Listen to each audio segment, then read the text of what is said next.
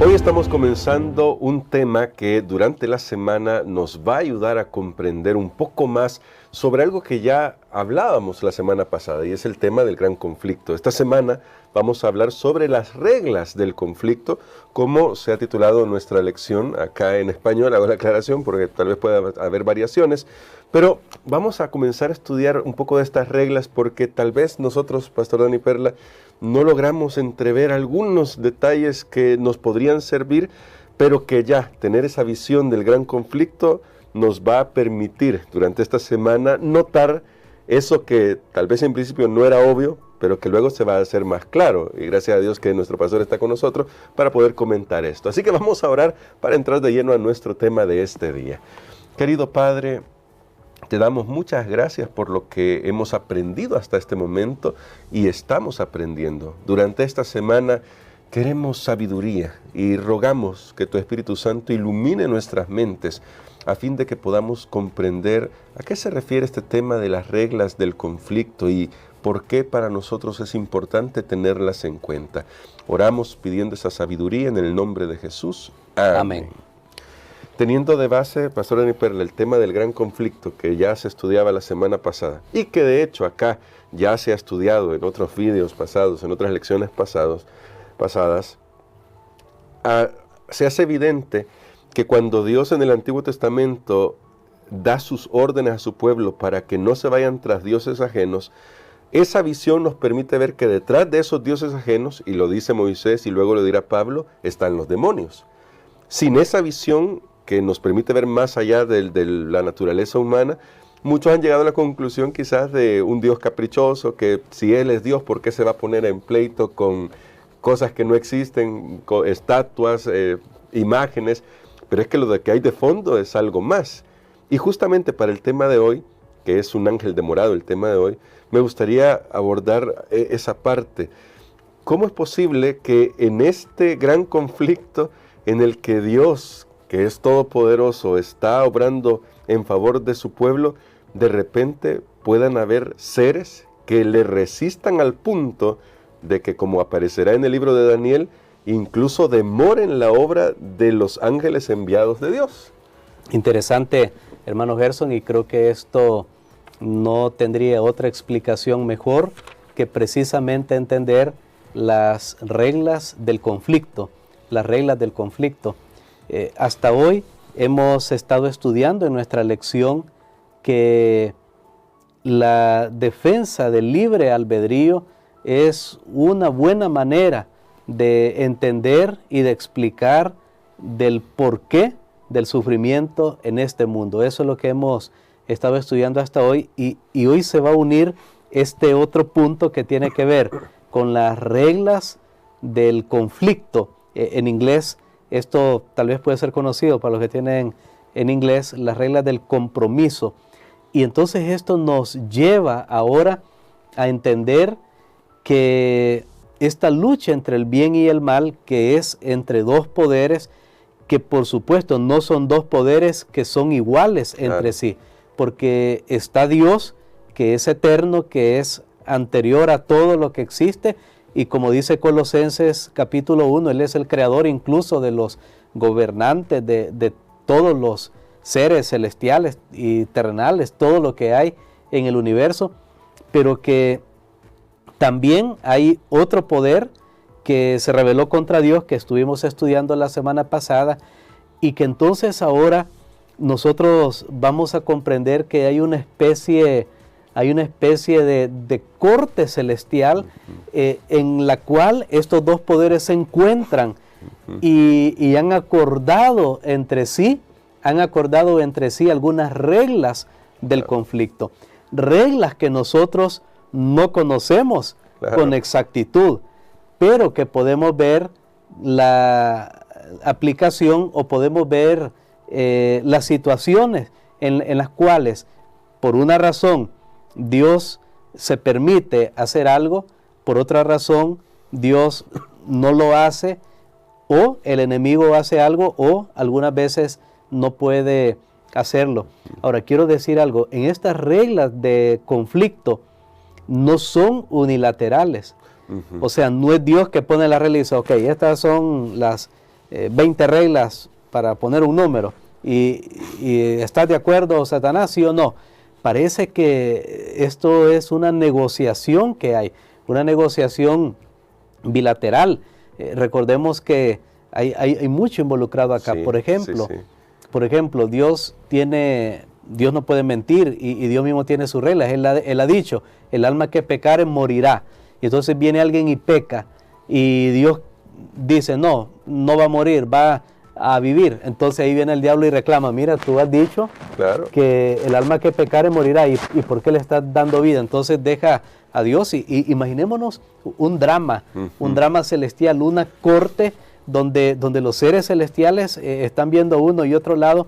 Entonces eso es precisamente lo que vamos a estudiar esta semana y por tal motivo Dios tiene que limitarse debido también a su pacto que ha hecho, porque esto tiene unos puntos pactuales y ya que Dios cumple su pacto como lo vimos y cumple sus promesas, Él algunas veces tiene que limitarse. Ese es el conflicto en el que nosotros nos encontramos y la lección de esta semana nos va a ayudar a entender más acerca de estas reglas de conflicto. Muy bien, excelente. Bueno, ya con esta introducción, eso ya nos comienza a permitir ver un poquito más, con mejor percepción, algunas cosas, como una cita que aparece acá en nuestra lección y que me gustaría leer, pastor, para ver este tema ya en los escenarios en los que nos movemos. Aunque está escrita sobre la situación del pueblo de Israel cuando Ciro conquistó Babilonia, todavía nos va a ayudar para nosotros hoy por las situaciones que vemos en el mundo. Dice en el libro Profetas y Reyes de la siguiente manera: durante 3 semanas Gabriel luchó con las potestades de las tinieblas, procurando contrarrestar las influencias que obraban sobre el ánimo de Ciro. Todo lo que podía hacer el cielo en favor del pueblo de Dios fue hecho. Se obtuvo finalmente la victoria, las fuerzas del enemigo fueron mantenidas en jaque, mientras gobernaron Ciro y su hijo Cambises. Hay una palabra aquí que me llama la atención, pastor: contrarrestar las influencias. Y eso me lleva a una declaración que aparece más adelante en nuestra lección sobre este conflicto, y que ya vimos la semana pasada. No se trata de un asunto de poder. Si fuera de poder, Dios es insuperable. Parece que aquí hay mucho más, porque también al enemigo se le ha concedido de manera limitada y temporal influencia y poder.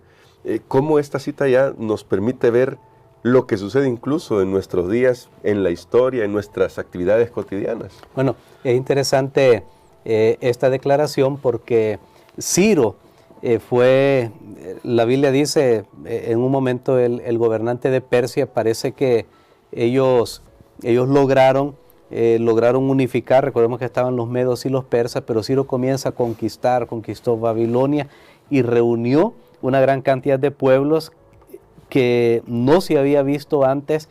Entonces Ciro llegó a acumular un gran poder. Y también nosotros sabemos en las Escrituras que Dios había incluso mencionado el nombre de Ciro con anticipación antes que él naciera. Sí. Y los líderes religiosos judíos fueron a él un día y le dijeron: mira, aquí está tu nombre en las escrituras hebreas que fueron escritas hace mucho tiempo, y Dios le llama a él Ciro mi pastor, porque él iba a cumplir un papel en la devolución de los que habían sido llevados cautivos por Babilonia.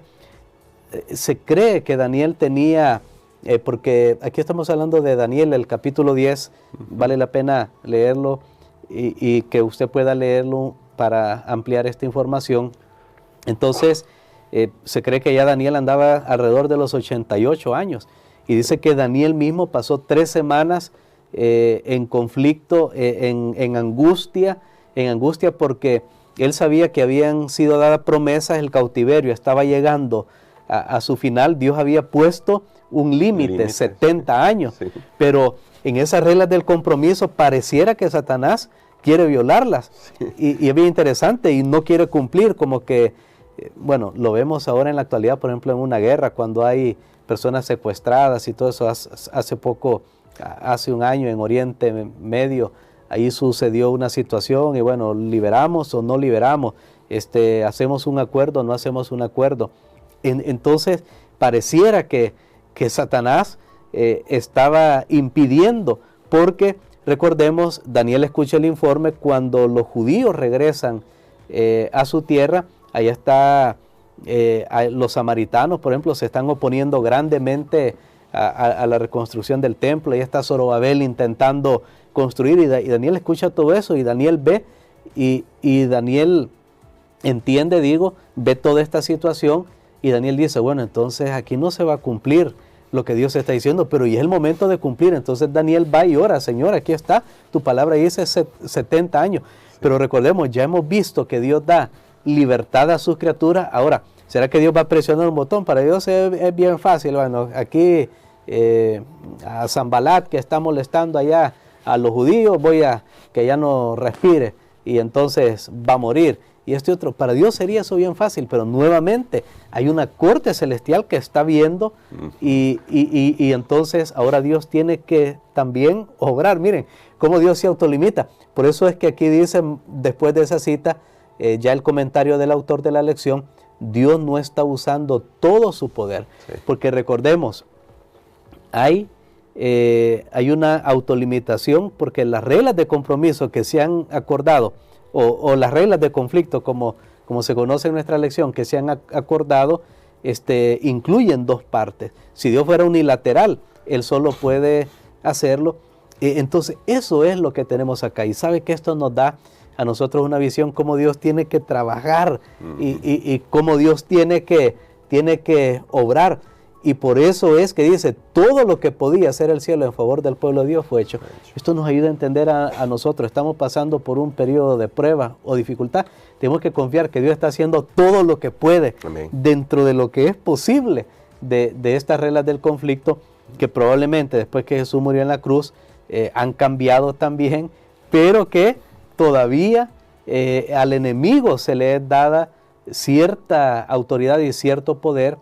Y por eso tenemos que entender que Dios no podía obligar, pero Dios estuvo influyendo en Ciro de tal manera que al final él aceptó el papel de Dios para su vida, la voluntad de Dios para su vida y para el pueblo de Dios, y entonces se pudo ver el resultado deseado. Un Dios todopoderoso. La pregunta es, ¿por qué tendría él que meterse en esto? Pero solo podemos poner una ilustración. Digamos, alguien que tenga un auto de lujo, de carrera, un Ferrari, y ahora tiene que andar por el centro de San Salvador. Ahí hay un límite de velocidad. Ese carro puede correr 300 kilómetros por hora, pero no puede andar a 300 kilómetros por hora en el centro de la ciudad. Hay límites, probablemente 25 kilómetros, probablemente 40 kilómetros máximo. Entonces, noten, el carro tiene toda la capacidad, pero por el ambiente en donde está, no podría desarrollar su capacidad. Parece que Dios permite también este gran conflicto entre el bien y el mal, que su capacidad a veces se vea disminuida debido a estas reglas de conflicto que hay, porque recordemos que Satanás acusa y ahí dejaría a Dios prácticamente callado. Bueno, tú has dicho esto, como puse el ejemplo anterior, mira, esta persona hizo esto. Es lo que pasó con el pueblo de Israel. Dios prometió cuidarlo, pero el pueblo de Israel se fue tras otros dioses, y entonces Satanás ahora podía hacer de la suya. Dios ya no podía protegerlo porque él mismo había dado ciertos parámetros. Entonces, cuando entendemos esto, por supuesto, esto no aminora, no disminuye el dolor, el sufrimiento, pero nos ayuda a saber de qué tipo de situación es la que estamos envueltos en este mundo. Y pastor, profundizando en eso sobre qué tipo de situación, ¿será que nos puede ayudar a dimensionar un poquito más esta situación, estas reglas del conflicto, el hecho de cómo nosotros decidimos actuar frente a las situaciones que nos rodean? Por ejemplo, podemos tomar la decisión de o actuar basados en los principios del amor, o actuar basados en los principios de la coacción, que si queremos ser muy simplistas o reduccionistas, son las dos cosas básicas: o se actúa conforme al amor o la fuerza y la coacción. Cuando hemos actuado en alguna de esas, en alguno de esos áreas o de esas maneras, quizás hemos experimentado un poco de lo que significa estas reglas del juego, pastor. Bueno, es bien interesante ese concepto porque aquí nosotros voy a poner una ilustración para contestar la pregunta que usted ha hecho. Y, por ejemplo, imaginemos a unos padres, tienen su hijo, ellos pueden decidir educarlo. Por ejemplo, cuando él está muy pequeño, los padres tienen que decidir por él. Sí. Pero a medida estos niños van, a medida su hijo, o si tienen varios, va creciendo, tienen que ir dando cierta libertad. No pueden estar todo el tiempo con el hijo. Bueno, ahí en el kinder vamos a estar con él, para que no se pare en la clase, para que se lave las manos siempre que come.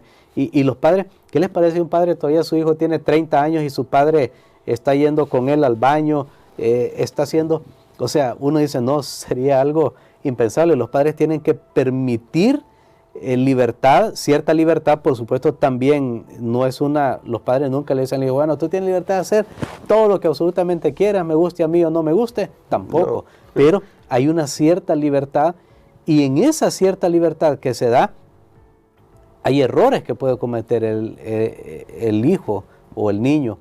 Y eso es el precio que se paga por lo que dice aquí, vivir de acuerdo con los principios del amor, porque la coacción sería estar todo el tiempo controlando, viendo, limitando, pero entonces ya no sería una persona moralmente libre, sino que sería prácticamente un objeto, un robot. Un esclavo. Un esclavo. Precisamente estaba pensando en eso también, y eso limitaría, ya la persona no tendría voluntad, no tendría identidad. La persona simplemente sería nada más un objeto, porque lo que nos hace persona es la capacidad de elegir. Parece a veces más fácil estas situaciones de coacción, porque uno dice, bueno, nunca entonces mi hijo elegiría el mal. Voy a ponerlo con otra ilustración ya para los adultos, para los que estamos más grandes. Imagínense una relación de pareja. Tiene que haber libertad, tiene que haber el famoso, aquel poemita, si amas algo, déjalo libre. Y tiene que haber esta libertad, porque ¿qué le parece que uno de los dos dice, no, yo tengo que estar vigilando y constantemente y cuidando a mi pareja, porque si no, yo no sé si va a estar conmigo, se va a ir con otra persona, y entonces voy a poner cámaras en la casa, cuando me vaya de la casa voy a echar llave, voy a poner sensores en el pantalón, voy a poner un GPS para ver dónde anda. Ahora, la pregunta es, ¿puede florecer el amor en un ambiente como eso? Note qué importante esto que estamos diciendo. Sí. Porque hay riesgos. Hay riesgos, pero entonces uno sabe, no, hay ciertas reglas. Por ejemplo, las parejas tienen, yo le digo a mi esposa, mira, hoy voy a ir a tal iglesia, hoy en la noche ando aquí, o ando allá, porque es bueno que sepa, pero al final hay una libertad de acción donde cada uno tiene que ejercer su autocontrol. Entonces, precisamente, hermano Gerson, aquí nosotros nos damos cuenta con esto, cómo Dios le toca que operar y trabajar con la libertad de sus criaturas, que es uno de los grandes temas que hemos visto, la defensa del libre albedrío, y ahora estamos viendo que se une otro elemento que nos ayudaría a explicar lo que la defensa del libre albedrío no nos pudo, por qué hay cosas entonces que parece que se salen de las manos, pero no se salen de la mano. Noten lo que la cita decía, todo lo que el cielo podía hacer, hizo. Y como vamos a ver en la lección de esta semana, Dios en esas reglas de compromiso puede también limitar, y de hecho los hace, los poderes del mal. Y así que vamos a estudiar muchísimo, mi querido hermano, mi querida hermana. Pastor, hoy ayúdenos a orar para que lo que estamos aprendiendo nos permita tener esa visión ya diferente, más madura, de quién es nuestro Padre y cuánto nos ama y cuánto hace y ha hecho y hará por su pueblo. Amén. Padre, gracias te damos, Señor, por esta increíble lección que nos das de cómo tú estás operando en un universo donde surgió el pecado. Gracias, Señor, porque sabemos que estás haciendo todo lo que puedes y está dentro de los límites de tu limitación por las reglas del conflicto. Señor, esto no explica o esto no disminuye el dolor, esto no disminuye la angustia que causa todo el dolor y el sufrimiento en nuestras vidas y en el mundo. Pero sabemos, Padre, que un día entenderemos como tú has entendido este conflicto, o comprenderemos un poco mejor y sabremos que tú eres amor y justicia. Gracias porque nos das estas enseñanzas en el nombre de Jesús. Amén. Amén.